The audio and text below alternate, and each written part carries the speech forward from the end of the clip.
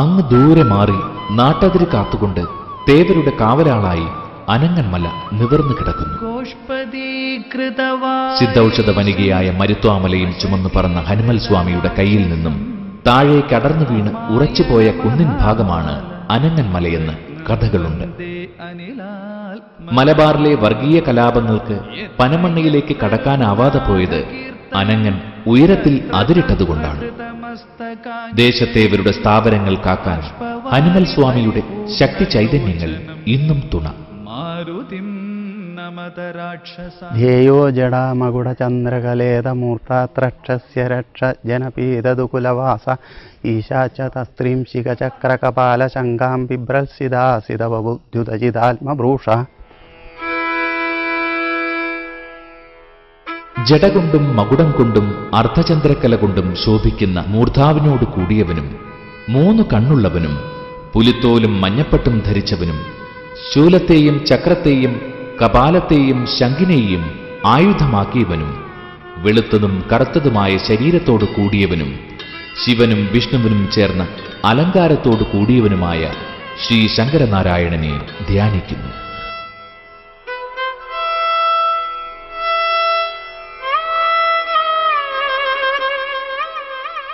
ശൈവ വൈഷ്ണവ ചൈതന്യം സംഗമിച്ചിരിക്കുന്ന ശ്രീശങ്കരനാരായണ മൂർത്തി പനമണ്ണയിൽ അവതരിച്ചത് സ്വയംഭൂവായാണ്. ഭൂമിക്കടിയിൽ നിന്നും ഉയർന്നുവരുന്ന ശക്തി ചൈതന്യമാണ് സ്വയംഭൂ.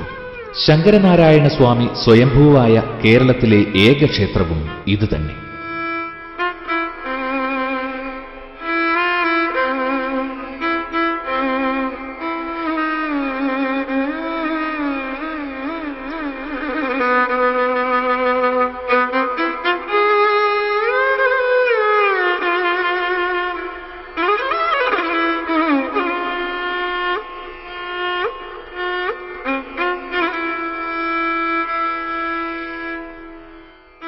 ദേവർഷിയായ നാരദമുനി ഇവിടെ തപസ് ചെയ്ത് ശങ്കരനാരായണ സ്വാമികളെ പ്രത്യക്ഷപ്പെടുത്തിയെന്നും ആ സ്ഥാനത്ത് സ്വയംഭൂ വിഗ്രഹം പ്രത്യക്ഷപ്പെട്ടു എന്നുമാണ് ഐതിഹ്യം.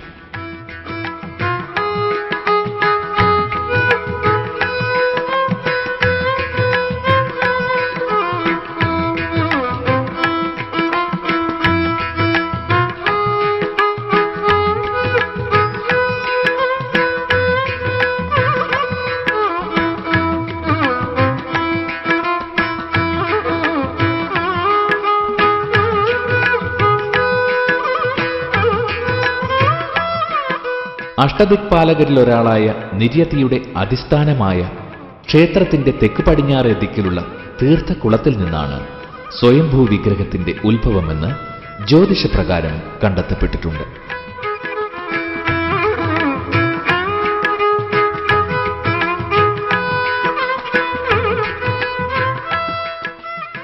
ചന്ദ്രമൗലിയായ ശിവലിംഗമാണ് ഇവിടുത്തെ പ്രതിഷ്ഠ. എന്നാൽ പൂജകൾ മുഴുവൻ വിഷ്ണുവിനാണ്. ഇത് പനമണ്ണ ക്ഷേത്രത്തിന്റെ ഒരു അപൂർവതയാണ്. ശ്രീ പരമേശ്വരനെയും ശ്രീ മഹാവിഷ്ണുവിനെയും ഒരുമിച്ച് ദർശിക്കുന്ന പുണ്യം പനമണ്ണത്തേവരെ ദർശിച്ചാൽ ലഭിക്കുമെന്നാണ് ഭക്തരുടെ വിശ്വാസം. ആശ്രിതവത്സലനായ ദേവൻ അഭീഷ്ടവരങ്ങൾ അർത്ഥികൾക്ക് നൽകുമെന്ന് വിശ്വസിക്കപ്പെടുന്നു. ശ്രീകോവിലിന്റെ തെക്കു പടിഞ്ഞാറ് ദിശയിൽ വിഘ്നേശ്വര പ്രതിഷ്ഠയുണ്ട്. വലംപുരി ഗണപതിയുടെ അപൂർവ പ്രതിഷ്ഠയാണിത്. കർഗമാലയും ഒറ്റയപ്പവുമാണ് ഗണപതിയുടെ ഇഷ്ടവഴിപാടുകൾ. ചുറ്റമ്പലത്തിന്റെ തെക്ക് കിഴക്ക് ഭാഗത്ത് പൂർണാപുഷ്കല സമേതനായ ശാസ്താവിന്റെ ശ്രീകോവിലുമുണ്ട്. നീരാഞ്ജനവും എള്ളുതിരിയും അടയുമാണ് ശാസ്ത്രനടയിലെ മുഖ്യ വഴിപാട്. ഇവിടെ പ്രതിഷ്ഠിക്കപ്പെട്ടിരിക്കുന്ന ശാസ്താവ് വിദ്യാധരനായതിനാൽ സമീപത്തെ അക്ഷരത്തറയിൽ കുളിച്ച് ഈറനണിഞ്ഞു വന്ന് ഹരിശ്രീ കുറിച്ച ശേഷമാണ് ഭക്തർ ദേവനെ വണങ്ങുന്നത്. ശ്രീകോവിലിന്റെ തെക്ക് പടിഞ്ഞാറ് ഭാഗത്താണ് ബ്രഹ്മരക്ഷസിന്റെ നട. പാൽപായസത്തോടു കൂടിയ പൂജ ബ്രഹ്മരക്ഷസിന്റെ പ്രധാന വഴിപാടാണ്.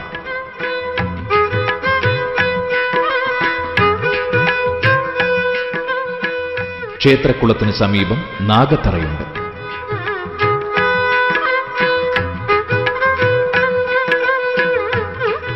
നൂറും പാലും നൈവേദ്യം സർപ്പദോഷം അകറ്റുവാനുള്ള പ്രധാന വഴിപാടാണ്.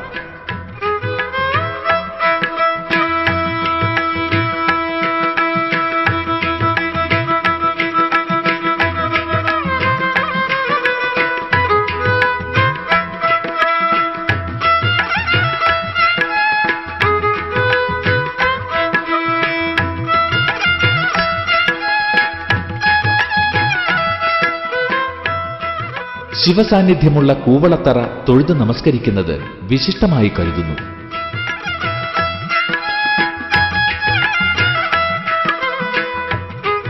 ഉഗ്രമൂർത്തിയാണ് ശ്രീശങ്കരനാരായണൻ. ശങ്കരനാരായണന്മാരായി അവതരിച്ച ഈ ഉഗ്രമൂർത്തിയുടെ താപം ശമിപ്പിക്കുവാനുള്ള തീർത്ഥമാണ് ശ്രീകോവിലിന് അഭിമുഖമായുള്ള ക്ഷേത്രകുളത്തിൽ കാണുന്നത്.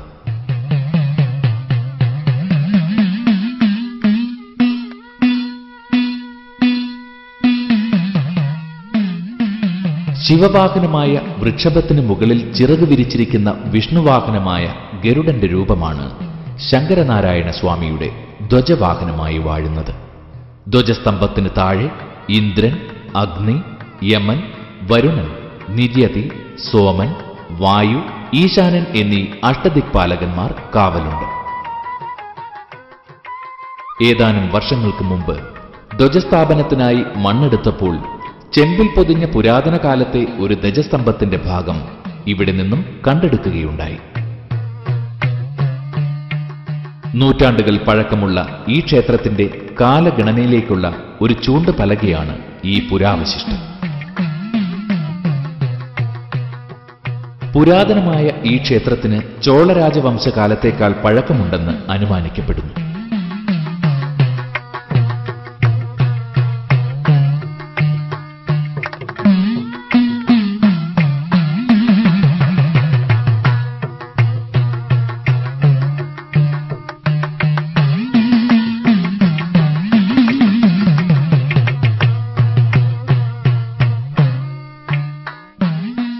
പ്രദക്ഷിണ വഴിയിലുള്ള ശിലയിലെ കോലെഴുത്ത് വായിച്ച ചരിത്ര പണ്ഡിതന്മാർ പറയുന്നത് പ്രദക്ഷിണ വഴിക്ക് തന്നെ 500 വർഷത്തിലേറെ പഴക്കമുണ്ടെന്നാണ്.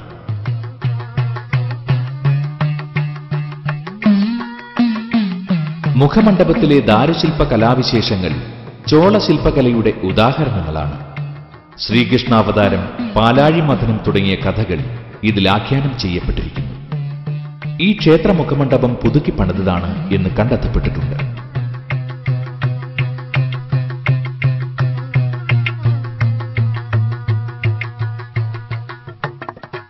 ഇരട്ട വിമാനമുള്ള ശ്രീകോവിലിന്റെ ഗോപുരത്തിനു ചുറ്റും പുരാതനത്വം വെളിപ്പെടുത്തുന്ന ദാരുശില്പ രചനകളുണ്ട്. ശ്രീകോവിലും സോപാനവും ഹൃദ്യമായും സവിശേഷവുമായ ശില്പമാതൃകകളെ കൊണ്ട് പാരസ്പര്യത്തോടെ സമന്വയിക്കുന്നു. പൗരാണിക ആത്മീയ തത്വത്തോട് സംവദിക്കുന്ന ആകർഷകമായ നിർമ്മാണ ശൈലി ക്ഷേത്രത്തിന്റെ ഓരോ ഭാഗത്തും ദർശിക്കാം.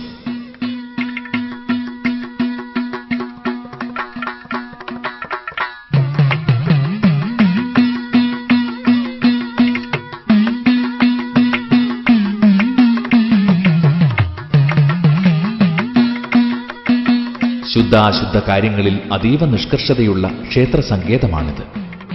നാലമ്പലവും ചുറ്റമ്പലവും അവയ്ക്ക് മധ്യത്തിലുള്ള ഒഴിഞ്ഞ സ്ഥലവും പനമണ്ണ ക്ഷേത്രത്തിന്റെ മാത്രം പ്രത്യേകതയാണ്. ശ്രീകോവിലിന് യാതൊരു വിധത്തിലും അശുദ്ധി ബാധിക്കാതിരിക്കുവാനാണ് പരസ്പരം സ്പർശിക്കാതെ നാലമ്പലത്തിനും ചുറ്റമ്പലത്തിനുമിടയിൽ അറത്തൊട്ടി നിർമ്മിച്ചിരിക്കുന്നത്.